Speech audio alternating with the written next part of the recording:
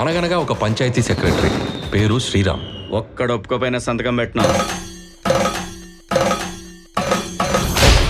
నీతి నిజాయితీ అని నాకు బాగా కావాల్సిన వాళ్ళే. భర్తకు తగ్గ భార్య ఉత్తర. అతను ఎవరో డబ్బులు ఇస్తానంటే వద్దన్నారంట. లంచం తీసుకోవటం నేరమే.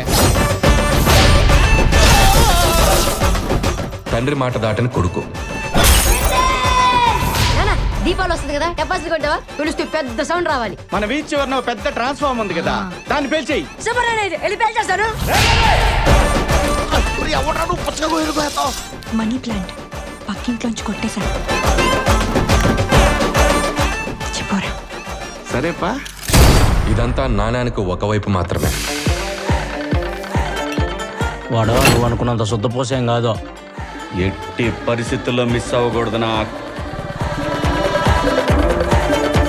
శవాన్ని పడేయడానికి ప్లేస్ చూసారా? మా దగ్గర గన్ ఉంది, ఒకటే బుల్లెట్. ఒక ఫ్యామిలీ ఇంత భయంకరంగా ఉంటుందని మొదటిసారి మిమ్మల్ని చూసిన తర్వాతనే తెలిసింది.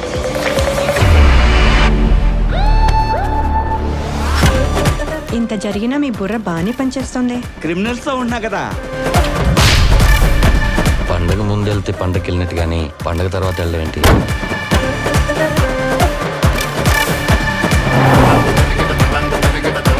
ఖచ్చితంగా శ్రీరామ్ గాడు ఏదో చేస్తున్నాడు. పంచాయతీ సెక్రటరీ శ్రీరామ్ మీద డౌట్ వస్తుంది.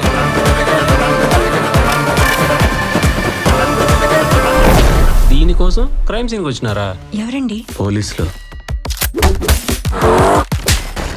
ఎక్కడో డాట్స్ కనెక్ట్ అవుతున్నాయి బాబాయ్. Panchayat secretary Sriram speaking. Criminal Sriram కు ఫోన్ ఇస్తారా?